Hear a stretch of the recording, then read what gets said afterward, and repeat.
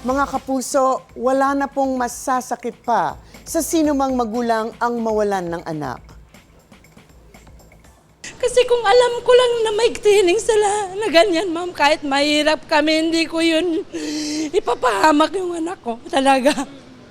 Kaya ngayon, gusto ko ng justice talaga kung anong nangyari. Yan po ang hinagpis ng nanay ng isa sa mga nalunod na basketball player ng isang university sa isang team building activity sa Dipakulaw, Aurora. Humihingi po sila ng hustisya. At ngayong ang balik eskwela na, paano nga ba tayo mapapanatag sa ating mga anak? Paano kung may mangyaring aksidente sa paaralan? Pag-uusapan natin yan. Ask me, ask Attorney Gabby. Attorney, ano ba ang sinasabi ng batas sa mga school activity o event? Sino ang dapat managot kung may naaaksidente? Well, actually, depende po yan sa edad ng mga estudyante na involved. Iba ang tingin ng batas in so far as the level of protection is concerned at nararapat lang ito. Dahil iba kung mga baby natin, mga menor de edad ang involved, or kung ang mga involved ay mga adult children na natin, yung mga nasa college na kahit papano may sarili ng mga diskarte at buhay na hindi na rin masyadong mababantayan at masasabihan. So kung ang involved ay mga menor de edad, ang general rule ay napapasa loob ng Article 218 at 219 ng Family Code kung saan kinikilala ng batas na minsan na inihabili ng isang magulang kanyang anak sa paaralan at iniwan ng bata sa gate ng eskwelahan. Nagkakaroon ng tinatawag natin na Special Parental Authority ang paaralan, ang mga administrador at mga guro nito. Ibig sabihin, kung may nangyari at may nagawa ang mga bata na dapat ay binabantayan nila, sila ang maaaring managot for damages kung may makikita na may pagpapabaya. Usually kasi ang mga magulang ang dapat na mananagot. Pero dahil nga sa Article 218, ang paaralan ang definitely na mananagot.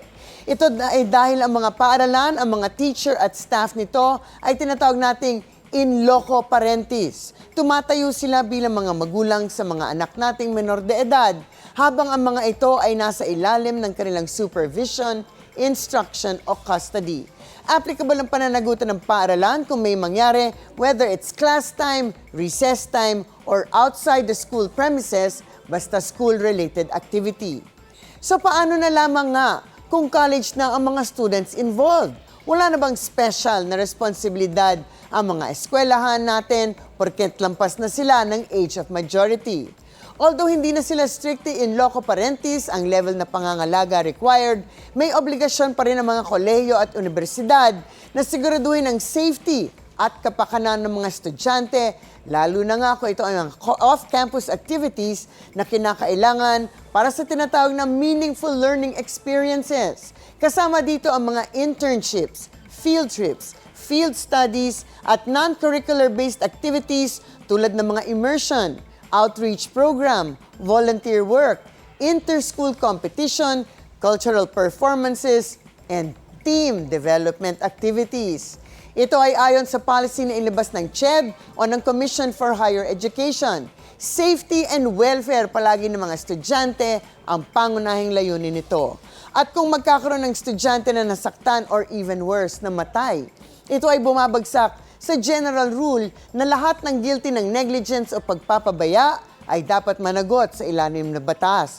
Hindi excuse na, naku, hindi namin sinasadya or isang aksidente lamang nangyari. Dahil kung may indikasyon na preventable sana ang nangyari at kung foreseeable ang danger, tulad nga nito, dangerous yung beach at wala masyadong tao, ay dapat ito ay pinaghandaan. May posibleng liabilidad para nga sa ganitong pagpapabaya. Lalo na nga kung meron na palang nangyari in the past, in a similar training camp or field trip na nalagay na sa panganib ang isang estudyante pero inulit pang muli.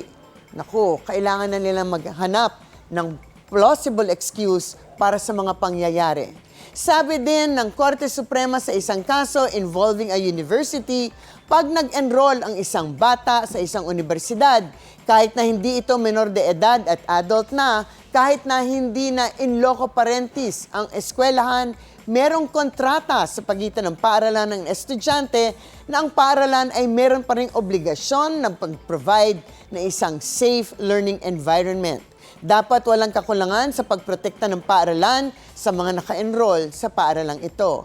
At talagang may obligasyon po ang mga paaralan. Halimbawa, sa anti-hazing laws po natin, bantay sarado dapat ang mga organisasyon at take note. Hindi lamang ito mga fraternity at sorority, kasamang ang mga academic and varsity sports clubs, cultural and performing arts groups, athletic teams, at malaki ang obligasyon ng paaralan na siguraduhin na walang mga initiation rights, mga physical, mental, emotional pasakit ang nangyayari.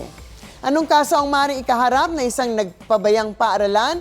Of course, aside from other special laws tulad ng anti-hazing law, meron pa rin tayong criminal, civil at administrative na mga kaso. Sa kahit na anong kaso, kahit na ito ay hindi isang deliberate na offense, kung may pagpapabayaan na nangyari, posible ang paghain ng isang criminal na kaso kung ang level of negligence ay almost criminal na rin in nature.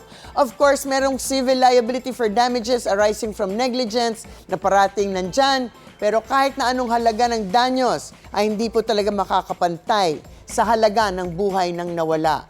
Para sa mga magulang at pamilya ng nasawi, never na magiging sapat ito na pambayad sa nakitil na buhay at namatay na mga pangarap. Ang mga usaping batas, bibigyan po nating linaw para sa kapayapaan ng pag-iisip. Huwag magdalawang isip. Ask me, ask Attorney Gabby. Ikaw, hindi ka pa nakasubscribe sa GMA Public Affairs YouTube channel? Bakit? Mag-subscribe ka na, dali na, para laging una ka sa mga latest kwento at balita. I-follow mo na rin ang official social media pages ng Unang Hirit. Salamat, Kapuso.